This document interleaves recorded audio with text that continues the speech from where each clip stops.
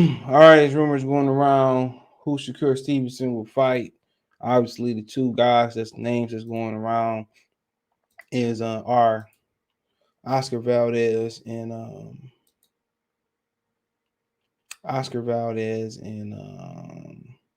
Lomachenko. You know, Shakur said. Well, I heard Town say he said he gonna be on pay-per-view. So I don't know how true that is, but he said it. His next fight gonna be on pay-per-view. I know Bob Arum said he wanted to start to do more pay-per-views, but right now it just keep fluctuating. It keep just changing. I won't say fluctuate. It just keep changing. One day it's Oscar Valdez. One day it's Valdez. Another time it's Lomachenko. So right now it's just changing. Really, I feel like it's changed about a minute who the opponent is. It's a lot of conflicting reports, a conflicting rumors. But which one should Shakur Stevenson actually fight? Okay. And obviously people say, unifications. People want to see unifications uh and he never unified. Now also can tell you that Bob Arum wanted him to fight Miguel Burchett. All right, they wanted to fight Miguel Burchett. Miguel Burchett didn't want to fight Shakur Stevenson. You got to remember too, and I like Miguel Burchett. Burchett came off a loss, and he didn't make no excuses about it. But they said that he had got sick off the virus. So Burchett came off a loss, and of course you don't want to go off a loss to Valdez and getting stopped like that and go straight into a Shakur Stevenson fight. That didn't make sense for Burchett. That didn't make sense for Shakur Stevenson. Why offer Shakur Stevenson that type of fight when you didn't want to offer it when Burchett was champion? All right, that just don't make no sense. That makes zero sense. So for Burchett, why would I fight him coming off a loss? We could have fought off unification, and why would I fight him now? Too much. It's just a lot of this stuff don't make sense. You giving instead of making unifications, you giving this dude giving this dude leftovers. Speak right into Crawford. What Crawford is suing about misrepresentation. Your job as a promoter is to give me the best fights and build them, and you trying to give me the hand me downs. Bull job, not doing your job. But so they tried to make that Burchett fight, and Burchett didn't want it. For Shakur, obviously, it didn't make no sense unless the money was very, very good. But obviously, the unification fight, it makes too much sense. Valdez, even though, to me, suckers like Valdez shouldn't be able to make these type of paydays in boxing. You go in, you test positive, and you still fight. You know what I'm saying? So ain't no telling, even though people think Valdez don't have a chance, Valdez is talented. And a guy like Valdez, even versus Shakur Stevenson, he got a chance. He can crack a little bit. He got a good team, He definitely got a chance. It may not be a big chance, but I've seen guys with smaller chances from the public eye. They win these type of fights, few far in between, what they do. But at the same time, I didn't watch the fight with the Robinson cat, but people were saying it's close. Some people say Robinson could have won. He should have lost that fight. He should have been robbed. Even if he lost and won that fight, he should have lost and been robbed. Because he went in that fight hot. He won that fight with a competitive advantage. So now, we letting guys fight with the pads in their system. What you think if they test positive for COVID? What you think they doing? You think they just canceling fights? Hell no. Removing the fights in boxing? No. Some people that's probably, I'm alleged, should probably still fight. But the Valdez fight is the fight. Shakur deserves to unify. I'm surprised people ain't yelling and screaming that Shakur Stevenson should have moved up and became his WBC mandatory. But like I said, this all comes down to a vote. But Roger Gutierrez and Christopher Colbert is fighting for the real WBA title. They eliminated the interim, the regular, whatever else hell wants, gold, the super gold, the super platinum, super bronze. So they're fighting February 26th on Showtime. Now, it doesn't have a venue yet from what I read in the press release. They don't have a venue, but Colbert be fighting for his first world title.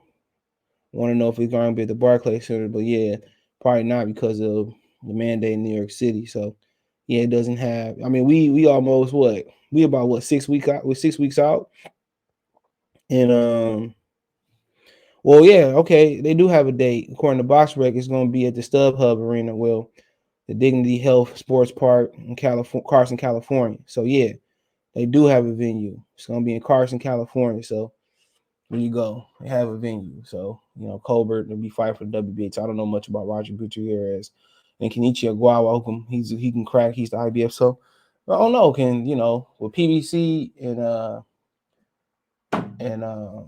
Top Rank make an undisputed fight with Shakur Stevenson? PBC put Colbert in a position to fight Kenichi Aguawa, where they let Shakur Stevenson get the 3 belts, and then them and Colbert been doing it. I don't think Al's gonna let that fight happen. Just in my opinion, I don't think that fight is gonna be on the menu. But yeah, Valdez it'd be closer to padding his I won't say padding, building his legacy, unification bout. Just made too much sense. I mean, obviously in the ring, it's a great fight. To a boxer puncher, a guy that was an aggressor before Eddie Reynoso came versus a sticker and mover. They love selling Latino, Hispanics, and blacks right here and there. And obviously, Shakur is not going to be able to drag Oscar Valdez to Atlanta. They're going to keep that on the West Coast. Watch what I tell you if they do fight. But they were saying that Oscar Valdez didn't want to fight in Navarrete neither. So either had to fight Navarrete or Shakur Stevenson. I told y'all Navarrete was going to deliver more of a physical abuse on him. It is hopeless when you can't hit somebody and Shakur just peppering you and just pounding you like like you a steak and getting ready to put on the grill, tenderizing you. But Navarrete ain't no joke neither. He might be smaller, but he physically bigger than you. I mean, it don't really matter. Either you get beat for a unification bout, you get beat and lose your belt. It don't matter. But the Valdez fight is the fight people want to see. Now, the Lomachenko fight, I don't mind seeing that neither. Now, they make Shakur Stevenson move up. If he loses, it would make sense. If he loses, he can go back down. You know what I'm saying? So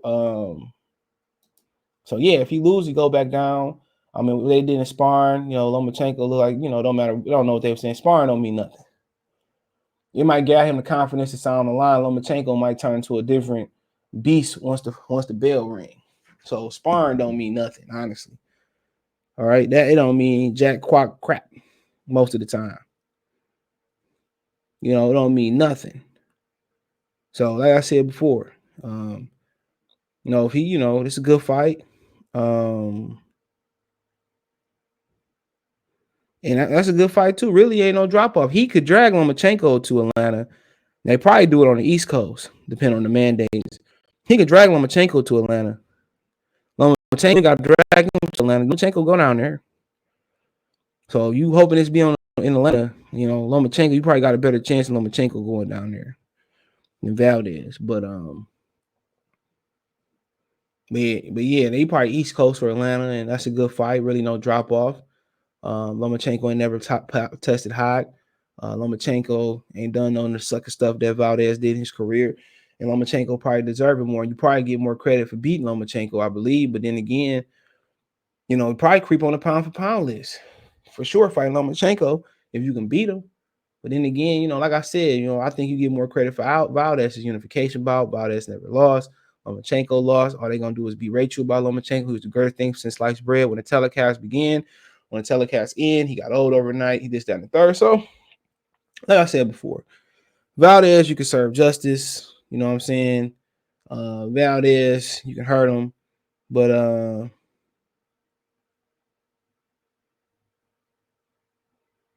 you know what I'm saying?